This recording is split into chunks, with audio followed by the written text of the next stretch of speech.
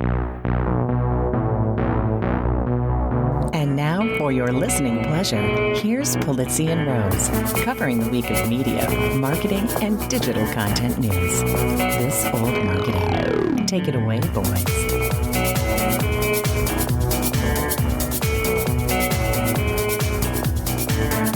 Well, hello, my friends. This is Robert Rose, and welcome to episode number 348 of This Old Marketing for November 1st, 2022. Now, wait a minute. For those of you paying attention at home and playing at home with the home version of our game, yes, we are releasing a couple of days early. Because of the fast-moving news with our friends at Twitter, consider this your early bird episode. That's right. And with me, as always, my good friend, my colleague, and one of the only guys in the U.S. who didn't get suspended from Instagram yesterday, Mr. Joe Polizzi. You know what? I didn't hear all the Instagram news. I knew that. Did you hear this news? What news is that? What news are we talking about? More than 7,000 at last report. It could be even more than that. I would guess way more than that. People were accidentally, as Instagram has somehow come out, suspended from Instagram yesterday. Literally, account shut down, taken off of Instagram, big message, your account has been suspended. And the only reason I know this and am intimately familiar with it is because my very upset wife was one of them. Oh, you're kidding me. No, I get this, and we're not together right now. She's up at our place in the up north, up in Montecito, and I get this panicked email from her, and I should be really clear. My wife posts pictures of, cute birds and sunsets and, rocks and stuff that are in the shape of hearts, right? It's not, there's nothing controversial about her account at all. And so I get this panic text message from her saying, they suspended me. Like, Instagram suspended me. What the deal? So I went and looked on Instagram, and sure enough, yeah, big bold letters on her account. This account has been suspended. And it's like, what the hell? And then she got, like, if you disagree with this, click this thing, your code will get sent to your phone. She, of course, clicked yes, no code gets sent. It's all a big, cluster F. And I'm like, I don't know what to do. And she's like, well, I guess I'll just, I'll wait it out and see what happens.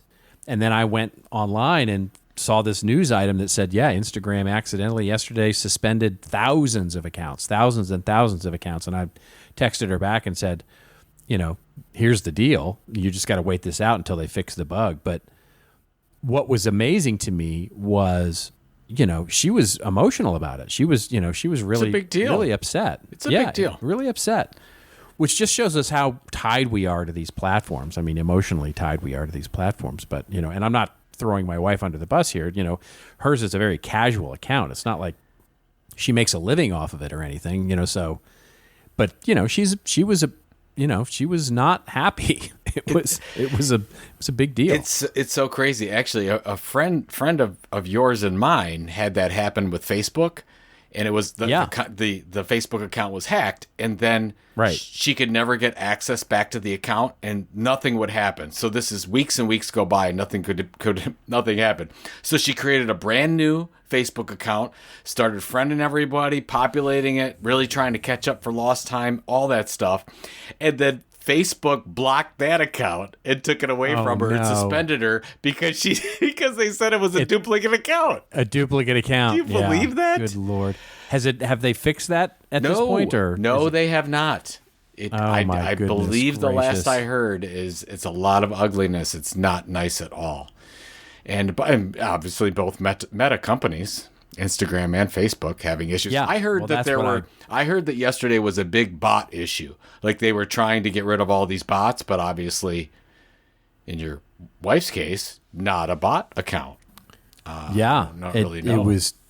It was crazy. And, and of course her first, and I didn't do myself any favors, to be honest with you, by responding to this. She said, have I been hacked? Right. So, she sees that and she thinks I've been hacked. And she's like, should I worry about my Facebook account? Should I worry about my Twitter account? And I'm like, well, they're different passwords for those things. So no, I wouldn't worry about that too much. I said, but if your Facebook password is the same as your Instagram password, it's worth going and changing because I don't know her passwords. And so she said, no, it's not. But she was still concerned that she'd been hacked and that, her bank account was going to be hacked. And, she was, upset. And I said, well, worst case scenario is that somebody got control of your account. And this is before I knew about the news item. I said, worst case is that somebody got control of your account, was posting something really awful, and Instagram caught it right away and suspended the account. So that's the worst case. And she said, and of course, what she heard when I said that was someone has hacked your account. They're getting into our bank accounts as we speak, and they're probably going to break into our house later tonight. So, so I was like, lesson learned there. But the point being, it's the assumption is really bad people are doing bad things. And so you just got to take a breath and go, listen, it's not, it's most likely their fault. I think this is just the tip of the iceberg when it comes to this kind of stuff, because as we're so connected online, I mean, I've had some people go through this with their financial identity as well. I mean, the whole thing is scary when we have no control over it. And you've got these big institutions that are giving out email addresses and getting hacked. Oh. And then, I mean, it's going to be the crisis of our time for about a 4 or 5 year period, I think. So prepare now for that. I don't know what that means. Does that mean like we sell all of our holdings and I don't know, trade them in for nickels? I would like to just have nickels. I want to put my entire retirement into nickels. But not in today's nickels. Nickels when it was actually nickel. I see. Yeah, from the 40s. Actual nickel. Actual nickel and silver dollars. And I think that's the way to go. And we'll all be protected. Okay, I have to. You already know. You have this. To gloat. I know. Yeah. You already know this. No, we're going to talk about the Browns in a second. But I'm a little bit off kilter today because I'm eating no solid foods. And I'm just drinking clear liquids. I'm having a procedure tomorrow. I'm not going to say what it is. It's just a routine procedure that you get when you're of a certain age. But I've learned that you can't eat solid foods the day before. And I haven't done that since, I don't know, I was a baby. I've always had solid foods during the day. Remind me, are you allowed to have things like chicken soup? I can have chicken broth. Chicken broth? Yes. Yeah, that's what I mean. And you can have chicken broth. A lot of lemon jello today. Okay. My beautiful wife has supplied me with so much jello. I can't be happier than I am right now because of all the jello. Yellow jello. That's gross. That's just not fun at all. And I really wanted, you know what I really wanted? I really wanted a Diet Coke today. But I can't. You're not getting that. No, you can't drink anything that it has to be at least see-through in some way. And you can't do anything purple or red. Right.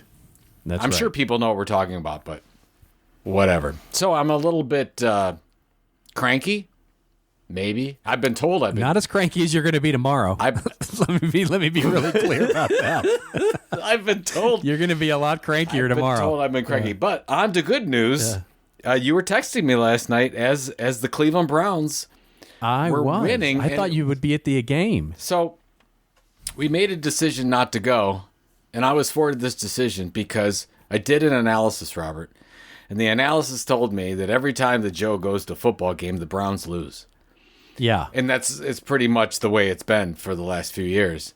And I thought, well, maybe I shouldn't go. Maybe they'll play different. And, it's a good A/B test. And it was probably the best game they played in 3 years.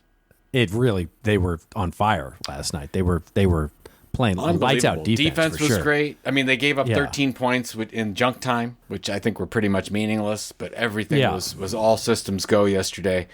So nothing like what your Cowboys did on Sunday. Congratulations. They look fantastic. Thanks. Yeah, that was they. Yeah, are you 6-1 or 5-2? What are you? 5-2 right now. Fantastic. Yeah. So now here's the thing. If those of you who've been listening, when we did our football predictions episode, I predicted that by the time Deshaun Watson became quarterback, which would be week 13, including the bye week, that means 11 games go by. And I predicted that the Browns would be 6-5. Right now, the Browns are 3-5. So it is still statistically possible that we get that 6-5 and I make that prediction. But at the same time, I cannot go to a game anymore, Robert, because the proof is in last night, right? I guess, yeah. The proof is in the yellow jello. Yeah. Did they? Yeah. Well, maybe they'll find up there whatever bug crawled up there to make the Browns too bad, and they'll get rid of it for you. Oh my God!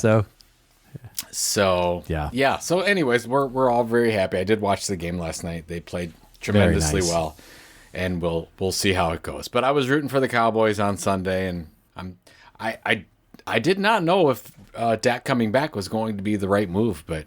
Oh, but it really is. But he's good, yeah. He's a solid quarterback. Definitely a top 7 solid quarterback, and this, it's a different offense when he's on the field, just clearly, right? So it's that they just open up so much more. Well, you know what? You know the other thing, and I love Ezekiel Elliott, but I think Pollard's the better running back. Really do. Well, there's no doubt at this part of their career, Pollard is the better running back. But the problem is that you can't really compare the two, because if you ran Pollard, Pollard averages 13 to 15 carries in a game, and Zeke is probably doing, I don't know, high 20s. And you can't subject a Pollard type running back to that level of punishment and expect to see, it's like, you just can't. I don't know. They used to say that about Barry. They used to say that about Barry Sanders because of his size, and Barry did just fine. I mean, Pollard's a little bit smaller than that, but he's not a lot smaller. Yeah, he's not a. Yeah, he's a thin, wiry guy. I mean, he's wiry. It's wiry. He's wiry. All right, now we can probably get to the show. Half the listeners have already tuned out. Yeah, well, this is the yellow considering jello the topics episode we've covered, yellow jello, don't eat the purple, and the Cleveland Browns, right? There you go, yellow, purple, and brown. You got it all covered. I can guarantee you that this is the only podcast in the world that's covering those topics. Yeah, absolutely. That's why everyone pays the big money to subscribe to this podcast. Exactly. Wait a minute. I was unaware of such. Oh yes, I've been collecting all the subscriber revenue for years, and I never told you. I see. Well, let's get to our show before you go completely off the rails. And we've got basically kind of a special episode, but we are going to cover the news. But we're doing this early, as I said at the top of the show, and the reason for that is because there's been so much news around that musky scent of Twitter, which is now the stench of dollars and desperation. And there's a lot to cover here, so we'll cover all of those aspects, including how they may be working on a Vine reboot, why the message is now like, pay me my money. Should somebody build a competitor? And now that he's Lord of the Manor, he dissolves the board, lays off workers, and of course, the wonderful hate speech and racism reemerges as one of the prominent trending topics on Twitter. If we've got a little bit of time, we'll also cover a little bit of our friends at Meta and what's going on there. But otherwise, we're going to talk about Twitter for this episode. And then, of course, we will do rants and raves, where I'm going to rant, or rave, I should say, a little bit about dynamic paywalls and what's coming with regards to artificial intelligence on that score. And I think it's really interesting. And Joe is going to talk about also artificial intelligence and talk about some of the creation tools that are available out there. So interesting stuff, I think. Well, if you're into Twitter, as it were. Well, we talked about this. I think it's important because so many of our listeners are on Twitter, and if you're a content creator, absolutely, you have some decisions to make. I think there are decisions that we will need to make in the next coming weeks about how much time you want to spend on this platform. So yeah, that is true, and those decisions are being made. One of the stories that we won't cover is how many people, celebrities especially, are saying out loud that they're out. They're tapping out of Twitter. But we'll start we'll start with a couple of news stories that let me just lay out the discussion and get your take on here. Which is the first is that Twitter has announced that Elon Musk has let go of the board, basically dissolved the board, and so now is really the sole board member or the sole director, as it were. So everything that's coming out of Twitter is up to him these days. And one of the first things he's done is to announce that he's going to create a 25% workforce reduction. This according to Reuters, as we get this news here. And basically, as Musk has fired Tweet CEO Parag Agrawal, I can never get his name right, Finance Chief Ned Siegel, and Legal Affairs Policy Chief Vijaya God. Again, I'm struggling with those names. My apologies. I don't even know what you're talking about. I have no idea, but anyway, I'm not going to continue that because that's going down a really weird road. All right, completion of their $44 billion buyout saga is complete, and now he's laying off 25% of the workers and dissolving the board. However, as he comes back, he says all sorts of wonderful new products are on their way, including paying for a blue check mark, which maybe I can finally get my blue check mark. Oh, yes, you can. Pay this subscription fee for that. But basically also saying that he's going to take away the blue check mark from those who have already gotten them unless they subscribe to the $20 per month, as what I understand it, fee for Twitter Blue. And as he's also announced, they may actually be working on a Vine, remember Vine, reboot. Elon Musk, apparently, this is according to Axios, has instructed Twitter engineers to work on a Vine reboot that could be ready by year end. Basically, Twitter had shuttered that whole product and tried to sell it, which they couldn't. Basically, according to one source, it needs a lot of work. So what say you to all this? I mean, he's making no short order of making a ton of changes. None of them seem terribly great, honestly. But what is your take on it's all this? this? It's so interesting to see management by Twitter, by just throwing out ideas and getting feedback. In a lot of ways, it's not horrible. It's almost like just the way it's done. Just seems tacky more than anything else because of the fact that he has not even met with the Twitter employees yet. Right. I mean, right. And apparently has brought in a bunch of Tesla engineers to either check on the Twitter engineers' code or to actually bring them on to the engineering team. So he's bringing Tesla engineers into Twitter now and assumably making them the Twitter engineers' bosses. That's got to be going over really well. Well, if you are a Tesla stakeholder, you've got to be really concerned about this because he's spending so much time focusing on Twitter right now, and you're going to say, okay, well, who are the best of the best from Tesla? We're just going to bring them on over here. And we're going to remove you from working on one of the most amazing technological projects of our time, this electric car thing that he's working on. And, yeah, that's right. And we're basically going to move you over to people arguing over the cost of milk. I mean, are you serious that this is? I really. That's an important point. That's an important point to bring up because I've spent my career working pretty closely with software engineers. Right, I spent the first 8 years of my startup life working with, and a big piece of my consulting life working with coders. And I will tell you, with almost zero exception, they care deeply about what they're working on. They care deeply about, and so you bring over an engineer that's working on, like to your point, the interface for an electric car or something that's going to deploy an airbag based on speed reduction, time per second. Important things. And you tell them your next job is to figure out how the blue check applies to this subscription payment of $20 a month.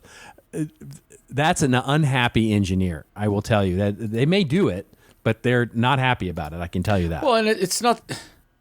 Let's take it a step further here and so dissolving the board. So it's just Elon, and it's Elon and his friends. Right. So who is Elon looking at for advice right now? Well, you've got Jason Calacanis. So Jason is there.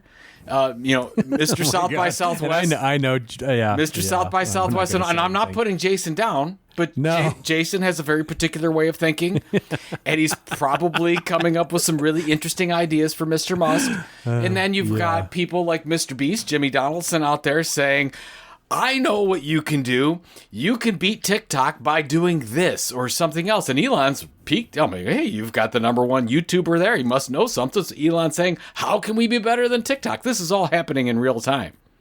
Yeah, he's arguing with Stephen King. He's on Twitter arguing with Stephen King over whether they should charge for the blue check mark, because Stephen King is basically the writer, Stephen King, by the way, who says, $20 a month for the blue check mark, I'm out. He's tapping out. And Elon's like, but what if I did this, or what if we did? He's basically having a focus group with Stephen King on Twitter. It's like, what circus have we joined where this is normal? Well, I think the interesting thing, and you brought this up already, and we'll put a couple of these threads in the show notes. Of course. But they're talking about, all right, blue check mark, you want it, it's going to be $20, $8, whatever it's going to be. So there's no additional value here. There's just like, oh, you want to keep it? You must pay us. And all these ideas that keep coming out is to basically say, okay, well, customers of Twitter, we don't care if you've helped build this platform for the last decade plus. You now have to pay to be on it. Now, we've talked about, and Scott Galloway, Prof G, has talked about this quite a bit, about ways to monetize. And if you have Twitter power users that have millions of people that are following them, yes, should you charge them? Possibly, whatever. But I think that the way that Elon is coming at it, and basically saying, "Oh, you got to pay now. We got to pay the bills. Got to pay the bills, so you better pay me." He's got a big bill to pay. I mean, sure. Yes, exactly. But it's just interesting to go about it, and I think that's why you're seeing a lot of people leave the platform. It's just when you have a person that you have such a big ego, right or wrong, coming in here. It's definitely not what we've seen over the past few years of companies caring about their customers, figuring out their pain points. How can we help you? And at the same time, who are the most important customers that Twitter has? Their employees. You haven't, to our knowledge, now maybe it's happened, we don't know, we're just looking at the news, but they seem pretty outgoing about it. They haven't had a meeting with their most important stakeholders yet. So if you are a Twitter employee, you have to be feeling horrible at this point. It's kind of like if you're a rally creator. Oh, wow. Sorry, that's a little inside. Bring that in, yeah. Robert and I have been having some issues with Rally.io and communications since we're both on the Rally network. That's another episode entirely. But indeed, I can definitely feel for the Twitter employees on that one. Yeah, I do too. I really do too. And not to put emotions in, sort of in any sort of projecting way, but maybe some of them are excited about the new changes and what's going to happen here, and et cetera. I guess those would be the ones that, part of the 75% that aren't going to get laid off. But and maybe a portion of them are truly excited for the opportunities and changes. But, it is, I can't imagine that the uncertainty is making the majority of those that are staying excited, right? It's too chaotic. The one thing that you want in any kind of job is the reason you take a job and you don't start your own thing is because you want predictability. Yeah. You want sort of and it's hard to know right now whether Twitter is the next MySpace and going to go into a flaming ball of what, or if it's actually going to make a turnaround, right? Because I certainly don't, I don't look at him trying to monetize and make immediate changes to the monetization scheme is a bad thing. But, doing so in the way that he's doing it just strikes me as unproductive and disheartening for those employees that have been, no doubt, working on this. I'm absolutely positive that nothing he has proposed thus far hasn't been well discussed in the halls of Twitter in San Francisco. I'm sure, the subscription for the blue check mark, the ability to add things, analytics, the ability to bring back Vine. I'm sure those are well-worn conversations, and for whatever reason, just haven't gotten out of, hibernation yet. And so to talk about them in a way that says, maybe, it depends on how I feel today, is not the kind of thing that makes you go, yes, that's exciting. It's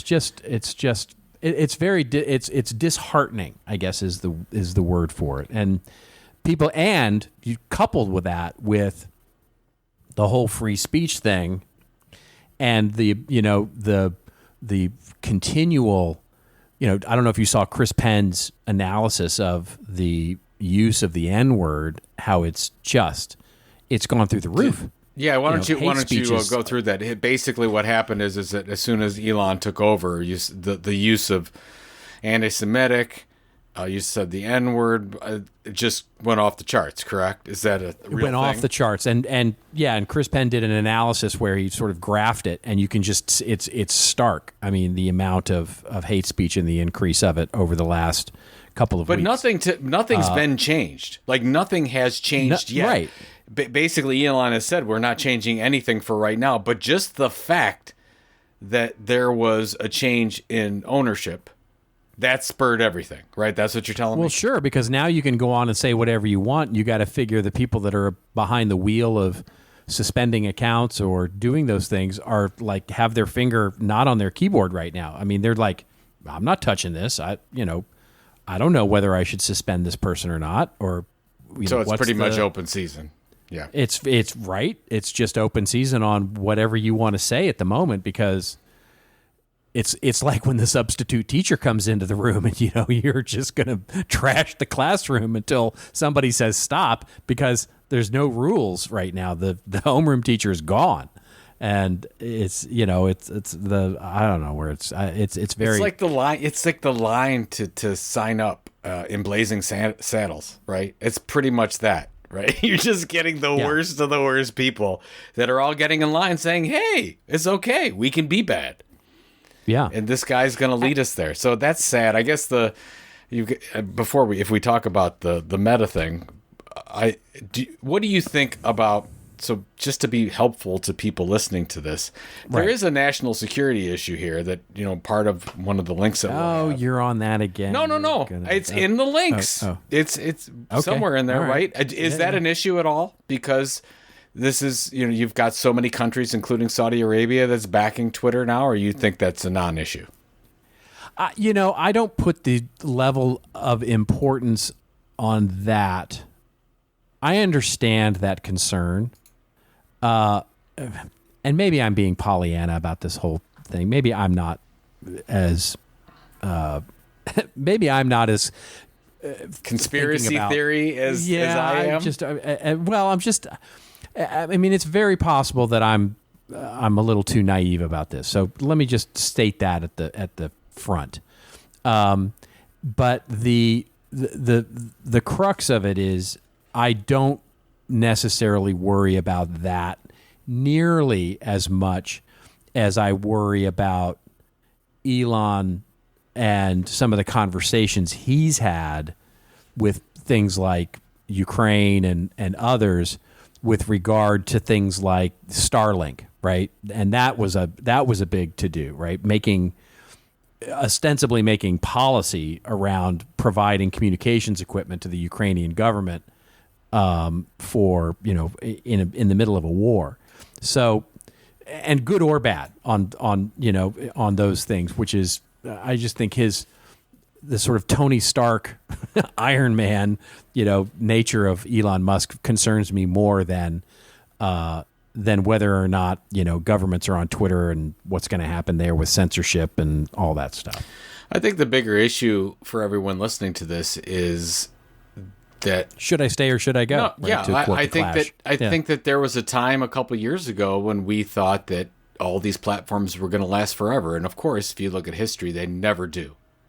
No, the greatest of the great companies generally don't survive. If you look at the turnover in the S&P 500, I think over the past 50 years, it's something like 60 or 70% of companies in and out taken over, gone out of business, whatever.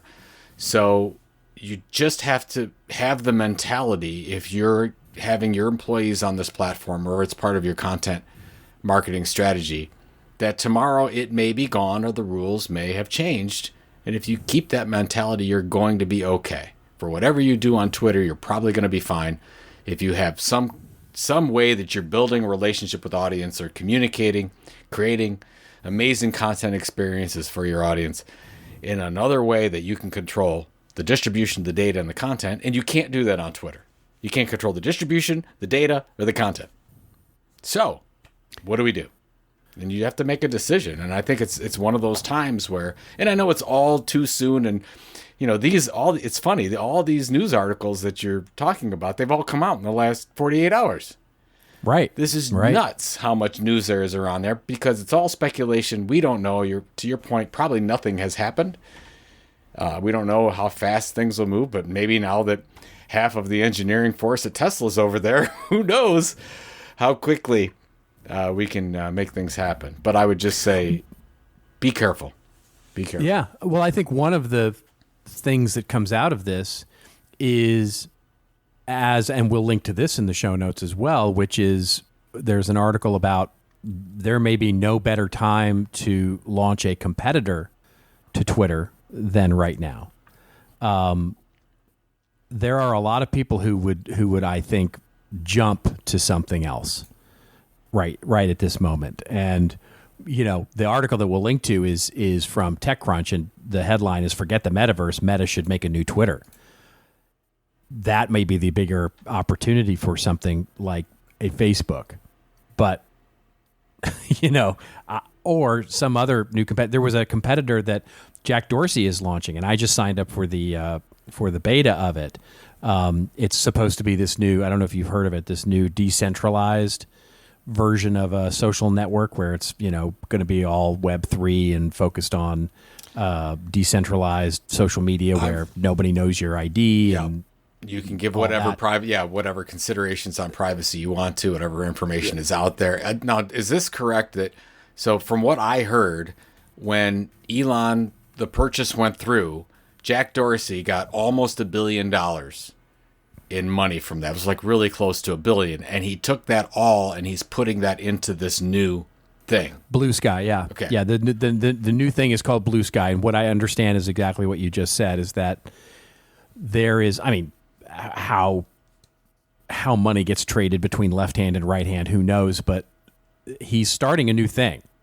There is they've gotten 30,000 signups in just the last 48 hours, this coming last week or so. And Blue Sky is starting to get some signups. And it's interesting. I think it's an interesting thing. We'll have to watch and see what happens with this competitor, because I see a lot of people, and I'm not leaving Twitter. I have no reason to leave yet. They haven't really made my life any worse other than, not giving me a blue check mark when I wanted one. Now I have to actually go pay for it, which feels a little cheap, I got to be honest. Or a little expensive. Anyway. Yeah. Well, I don't know if I'm going to, I don't know if I'm going to upgrade. I don't know if I'm going to pay for it. I said out loud that I would do it. On this show, I said that I would totally pay for a blue check and other analytics. What do you get things from Twitter. Yeah, if you get other stuff, if there's really a value there, that's different. If you just get it for the blue check mark, I don't care. No, exactly. It's got to be not something worth that. more. Nobody's looking at my account going, "Is that really Robert Rose?" No. So there's no. I don't have any delusions that adding a blue check mark to my name is going to make people go, "Ooh, what he says is more important now." I'm just a chucklehead on Twitter sharing the news, but think about this. It's interesting. So if you have a million, and I'm thinking about the Prof G idea where, well, not his idea, but he talked about it, where if you have so many followers, you have to pay for the amount of followers you have. Well, that's done in some SaaS software. Like if you an email, that's definitely done, but it's not done in social media. If I have 1 million followers on YouTube, I don't get taxed for it. What do? They try to offer me services so that I can monetize those 1 million. So Twitter's coming at it from the exactly opposite way. It's like, we're just going to extract instead of, okay, well, great. You've done a really good job building your audience. How can we help you make money here? Right. And of course, they'll make money with that. So it's just an interesting way to go about business. But do you think that Zuckerberg should waste his time on a competitive service? He's doing really important things. He's trying to build legs on the people in the metaverse, because they didn't have any legs when they started. It was just Mark's head and body and torso. No legs, legless. Well, that's a problem. Yes, It is a problem. It is a problem that this is the big news, that adding legs to the bottom of Twitter avatars, or excuse me, Facebook and metaverse avatars is the big news here. So, yeah, there's so much to talk about when it comes to Facebook and their results, and we talked a little bit about it last week on the show. But where Facebook is not in a dissimilar place that Twitter is at the moment, where it's a bit of an existential moment for them. You know, it's easy for us to look at Facebook in isolation and go, this is madness, this metaverse, adding billions of dollars to their expense line every quarter as they try and go down this, Don Quixote route that Zuckerberg seems to be on. But at the same time, they're doing okay. I mean, the money is coming in. It's not like they're not making money. They are making money. They are making good money, less than they have made in the past, but they're still making billions and billions and billions of dollars. However, it still feels existential for some reason. It still feels like this could be the end of Facebook. This could be the end of Twitter. And it's really kind of ridiculous when you look at their numbers, because you're right. They're still a growing company. The real impact on profitability is the fact that, let's take a look at Google. Google's the same way. Growth is slowing. But they're cutting back expenses. The difference in Facebook is that they're not. They are doubling down on this one big idea called the metaverse. Right. And that's the concern. I don't know if that's the right angle. If you would say, hey, look, do you really put in, if you look at, a number of, GE used to do this, a number of really important companies back 30, 40 years ago, they used to say, we're going to make 4 or 5 different bets, and we're going to take our CapEx funds and we're going to spread them out, because we know, just like if you were investing in stocks, not all of them are going to hit. But not Zuckerberg. He's putting almost everything into this metaverse. Not market. Almost. He's putting everything. You've got. There's Instagram is amazing. What Instagram has accomplished is incredible. Facebook itself, I guess you could say it's plateaued. It's tougher for them to get users. I don't know, but if you thought about back in the day, a lot of people used to get their news from Facebook. You don't get your news from Facebook anymore, because once you see news, it's generally 2 days old. Right. That's right. So you're not getting any news. Now, if Meta wants to be the provider of news, which they once were, then maybe you have an opportunity and say, well, we should make the next Twitter, because if you want real-time news, where are you going to go? Twitter's number one source. I think for news, things that are happening in real time. Things that are happening in real time. Yeah. People find out on Twitter. Your journalists are on there. Your celebrities are on there. Your market makers are on there. So, yeah.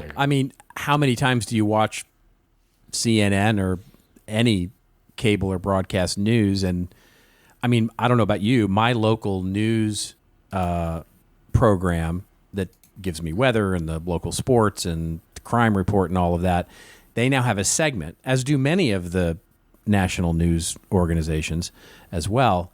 They've got a segment where they just retweet tweets. They, what's happening, what's trending right now in the news with celebrities, and it's usually lifestyle oriented content. What has Kanye done, or what has Kim Kardashian done, or just today as we record this, the rapper, I'm forgetting his name, who got shot in Houston. That was breaking on Twitter. And it was Twitter where every time I saw it on the news, it was like on Twitter, you saw this and you saw that. And Twitter has become a huge resource for breaking news in real time. And it's one of the things that has become so valuable about it, actually, in going back to your question around the international relations with this, is across the globe, you see citizens using Twitter as a means of capturing what's going on in war zones and in protests and in everywhere the government is overreaching, or elections, just the elections in Brazil that just went down. All of this stuff is happening, and there is a real value to having a social network like Twitter, where it is about the real-time things that are going on and connecting with people in a real-time way. There's a value there, and Twitter has in many ways transcended that in so many ways to the dark side of that, that equation as well, which is, of course, the hate speech and the ability to spread misinformation and, spread rumors and conspiracy theories and all of those things. And that's the balance, right, that you have to take if you're an Elon Musk coming in and buying this incredibly powerful platform that is an incredibly small business, comparatively speaking to the others that are out there. Yeah. I love what Jay Baer used to say. He would say that Twitter isn't about how many are on the network; it's about who is on the network.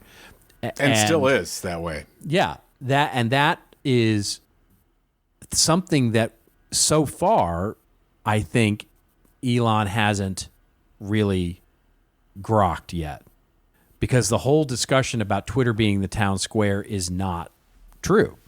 It is not the town square. It is the town. And it has just, so it is not a public forum for debating the nuances of policy. It is the town with pitchforks and torches for the most part these days, but it can also be the general temperature and zeitgeist of what's going on in real time emotionally and capture that very well. So it's definitely a balance. But I think if we start looking at it like it's a place for every celebrity or every person to have their ability to yell fire in a crowded theater, then you've lost a lot of what makes Twitter special. Well, here's the thing, and as we sum this all up, the most important thing to the people on the network is if they were able to achieve their objectives, they're going to stay on the network. So everybody's talking about, I'm going to leave, or I don't like. And that's a great way to phrase it. And there are a lot of people leaving because Stephen King might not like Elon's new policy, and he can go. That's fine. He can go. Somebody will follow Stephen somewhere else. But for like you and I, our goal to be on Twitter is not only to get information to stay updated, we're looking for reach. We're trying to build our audience. We're trying to get new people to listen to this podcast. If Twitter's able to do this, you're darn right we're going to stay. Of course we are. So I think that's where the most important thing, and we don't know the changes that are going to be made over the next few years, few months to years or whatever, are going to help us or not. I think that's where we're at. So we'll go back to your objectives. Marketing people, content creators. Is it helping? Great, stay. If not, go find something else. Go focus. That's right. Is it and on a personal level, is it adding to your life or taking away from your life? I mean, going all the way back to the top of the show when I talked about my wife and how upset she was by losing Instagram. If the same thing had happened on Twitter, she wouldn't have even I wouldn't have even gotten a text. It's that simple. Twitter is so meaningless for her. She never spends any time on it, doesn't care about it. She's got an account. She occasionally will squawk at a brand that, did her wrong or something like that and on Twitter. But she finds it uninteresting. And so doesn't care. And so if she'd gotten suspended from Twitter, wouldn't have cared about it because it's just not part of her life. But Instagram, on the other hand, is. And so I think it's a great reminder for ourselves because I asked that question to myself. I said, if I had gotten a message from Instagram saying my account had been suspended, would I be mad? And the answer is no. Yeah, me either. I don't spend any time on. I probably should spend more, but I spend zero time, and not zero time, but maybe I post once a month to Instagram. I wouldn't have, and I spend almost no time consuming content on Instagram. I remind myself that I should and go and look at it, and it's fine. Now, if my Twitter account had been suspended, I'd care because it's meaningful, theoretically. I don't know analytics on it, but meaningful for my business, and I've spent a lot of time there, and I would care deeply. Facebook, same thing. I like Facebook for consuming content from my friends. I don't really post there that much. So it's LinkedIn, on the other hand, I would be crushed. LinkedIn is hugely valuable for me. It's so strange. Everybody's different. When I've been flying a lot in airplanes lately, and almost to a T, everyone else is either on Instagram or TikTok. Right. And I'm not on either. And I'm not on either of those. Yeah. So it's weird to see that. I mean, I am on Twitter and LinkedIn are my two primary. Yeah. And then Facebook, as you know, I will post once every other day or once every 3 days about where I'm at. Like, what am I doing? Right. And it's mostly for family. Hey, we did this today. Or, hey, I saw my cousin today or whatever. That's it. So. Yep. My big meaningful post on Facebook today was the fact that microwaving a breakfast burrito is still like trying to solve Fermat's last theory. I mean, it's just, it's way more complex than it needs to be. Why were you microwaving a burrito? I'm not, a breakfast burrito. Yeah. I'm microwaving a breakfast burrito. It's a frozen breakfast burrito, and I'm trying to microwave it so I can have some breakfast before all my meetings. Okay. So, I mean, the Kardashians live right down the street. I'm sure they had a wonderful breakfast out there. Oh, I'm sure they'd love me showing up, knocking on the door, and asking for pancakes. Oh, well, if you ever do that, please let me know because I got to get it on video. I will. Right? Yeah. I'll take a selfie. I'll do a TikTok on it. There we go. Yeah. That could be my entree into TikTok. All right, let's do our rants and raves where Joe and I go off on a little bit of a rant or a little bit of a rave where we're not going to talk about Twitter, but it makes us feel like we've been suspended from Instagram or that we've actually been suspended from Instagram. Do you want to go first or shall I go first or what do you want to do? I'll go first. My whole thing was I've just had some interesting interactions with some artificial intelligence tools, and I thought I'd talk about them because I thought maybe it would be helpful. That's all I'm trying to be, Robert. Just trying to be helpful to people. And there's two things that I've been using. And people, I don't know if listeners actually have seen the difference in the art for each show for this podcast, This Old Marketing. Yeah. But I've been, the last few episodes, I've been using something called DALL-E 2, or you can go to openai.com and get access to it. Anyone can get access. We've talked about it on this show. But now that everyone get access, I'm trying to figure out how to use this software that I don't have to necessarily get rights for, and I can do it quick. So just to give you an idea, it generally took me about 15 to 20 minutes to find an image that I could use for the podcast. Doesn't seem like much, but it's something that I didn't really enjoy doing. I'd go ahead, find the image, throw it into the episode template, and done. And now I'm going in using DALL-E 2, and I'm typing in a description. Like, I think the last one that I did was it was talking about Facebook going down, and I said I want a picture of a large ship sinking futuristic style. And it gave me up 4 options, and I loved all of them. And so literally, the time it took me to write that, 30 seconds, boom, got that. So I basically am done with my job in 5 minutes, and I think it's better than what I've been doing, a lot better than what I've been doing. So I'm really into this idea of when, and here's the thing. If people are asking, hey, why can't you use a graphic designer or a human to do that? We have done that in the past, but because you and I produce a show, and we do a show, and basically 2 hours later, I've got that thing produced. Timing doesn't allow for a human being to get involved in that process. At least I haven't found that to be the case. Nor does it. So, and the key. That's the key piece is that we have made a creative decision that you don't. And we talked about this on the show as well, which I think is such an important distinction and why I hear what designers are saying, but I don't believe that AI is a replacement for designers at all. And it is because some content is constructed and some content is created. And so when we construct content, like we need a very fast, it doesn't need to be visionary. It does not need to be super creative. You just need something original, fast, quick to represent what will be a fleeting experience for a consumer to look at the image of our podcast thumbnail and click into it. So you need something constructed. It's like a webinar abstract, right? You got to write a webinar abstract, or you got to write the abstract for the podcast episode. That's a great application for AI because you need something fast, not terribly creative, and or just executed and constructed quickly. Versus if we were creating a new logo for our podcast, or if we were creating a new images for us for an event or something, of course we would engage a designer for that. I think that's such an important distinction to make. So this leads into the last tool I used, which was an AI writing tool called Jasper. Have you heard of Jasper before? Yeah, I hate it. Yeah, I don't like it. Okay, well, I've been testing it, and I got to tell you, depending, again, back to what you said, depending on your goal, it can actually work.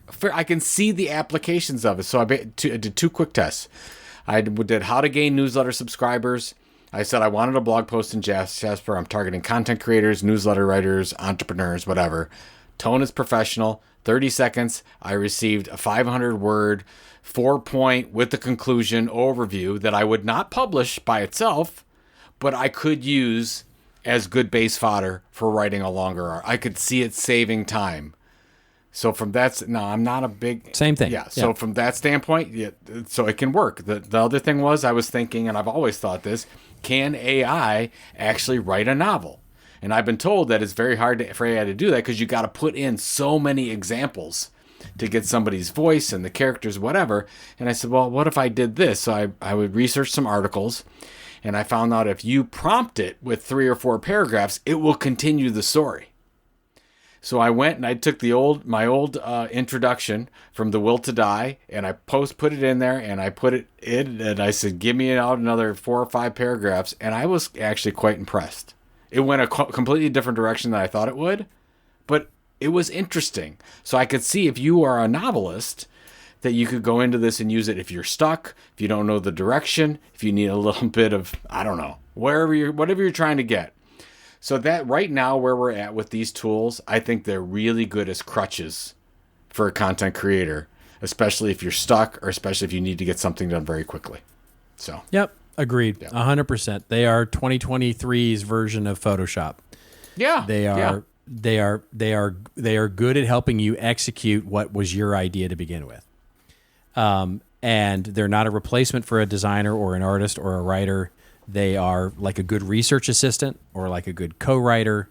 They help you co-create something in a way that you might not have thought of it before. Yeah. I mean, that's what my whole white paper on this topic was all about, which was, how these solutions are becoming very much like digital research assistants or digital helpers, if you will, for us to create either scratch versions or construct the multiple versions of an idea that we have, or in your case with the brainstorming, help us maybe think a little bit outside the box about directions we could go in. Yeah. I was fascinating. The biggest surprise for me, I was not surprised with the blog post because there's a lot of AI engines that can go out there and throw a blog post together for you in 2 seconds. I was surprised about how quickly it picked up on the tone and feel of the fiction writing. Yeah. That was a surprise to me. And by the way, this is my challenge with, the positioning. So, and Jasper's especially guilty of this, which I don't think they're doing themselves any favors in the way that they position themselves right now, which is as, it's just pervasive in my Facebook feed right now, the ads for Jasper and on LinkedIn and stuff like that. And the way they are positioning themselves right now is as a magic black box. In other words, you put in query, get magic out, and basically you don't have to think about writing because it now makes you an editor and you're it does all the hard quote unquote lifting for you. It's like, no, that's not what it's a very subtle but very important distinction. And if you want this story to work for you, it's not a magic black box. Yeah. It's not something that takes away the quote unquote drudgery of writing. Writing is not a drudgery. Content creation is not a drudgery that we're looking to replace. This is something that helps magnify your efforts. It's a very different positioning, and I don't think Jasper and some of the others that are like Jasper are doing themselves any favors by making this seem like it's black magic. Well, I see why they're doing it, because they're getting plenty of signups. But to your point, the long-term play would probably be cut your content creation time by half or something. That's right. Like but that. go look at. But here's what's interesting. Go look at some of the comments on those ads. Like when they post those ads. Are on they social real media, negative? Look at the comments. Yeah, there's a lot of them that are like, "How dare you? You know, you're trying to replace artists. You're trying to replace designers. This is awful. You know, I can't believe anybody would fall for this." You know, they're creating a lot of pushback, which I get the whole outrage marketing part of that, the sort of the tension that, you know, you want to have that conversation, but I don't believe, this is me talking now, I don't believe they're doing themselves any favors for furthering the usefulness of the technology by positioning it in that way. They would be much better off by saying, you know, it's a helper. It's, you know, to magnify your efforts, you know, so it actually adds to your process. It adds to the complexity of what you're doing now, just like Photoshop did, just like, you know, all the other digital photography. That was an additive piece of the process, not something that replaced a part of the process. Yep. It's an assistant. Yeah. You're right. Okay. Exactly. What do you got? All right, very quickly. Well, and funny enough, mine's on AI too, or at least the potential for AI. But it's from an article that we'll link to in the show notes from What's New in Publishing. By the way, that site doesn't get enough attention. It's a lovely, wonderful site. I really like it. The headline is how dynamic paywalls are helping publishers connect potential subscribers with the right offer at the right time. And it's basically an article that talks through how the dynamic use of paywalls are starting to be used by publishers, smart paywalls, if you will, where the example they use is maybe a reader who avidly consumes sports content from a particular publisher. Well, they may see the paywall go up after consuming a lesser number of sports-related articles as compared to other topics. So in other words, you go to the New York Times and you're a sports lover, yeah, you can surf business and you can surf the news all you want because you very rarely come in and do that. But then when you go to sports, maybe the second or third article in, boom, it hits you with a paywall because it's learning, right? It's learning about what you care about. So it's going to basically help that.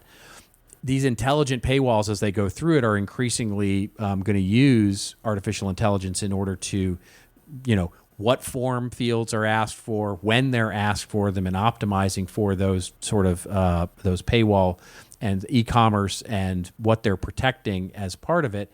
And I just went, this is the solution that B2B is looking for in so many ways. There needs to be exploration. If you're in B2B marketing and you're thinking about gating and ungating content, and it's top of mind because one of our clients right now, every single call to action on their website that says, you know, request a demo, talk to a salesperson, have a conversation with one of our consultants, talk to us about a product, get a price quote. All of them go to the same form. And this is $1 billion company. And they all go to the same form, which the name of the form is request a demo, talk to a salesperson, and it's basically 17 fields of information, including your industry and your name and all that personal information. But they don't need all that for all those different queries, and they need additional stuff for some of the other queries. So it's not terribly relevant, but I know why they do it, because it's just easy to point everybody to one form than it is to have multiple versions of different forms. So this would be a way around that. This would be a next evolution of that, using dynamic forms and dynamic paywalls to protect thought leadership and those kinds of things. And I just found it really interesting. So I think it's a wonderful article to go read, and then maybe somebody entrepreneurial will go out there and start building this into their solution. I just think it's fascinating. Maybe you should do it. Nope.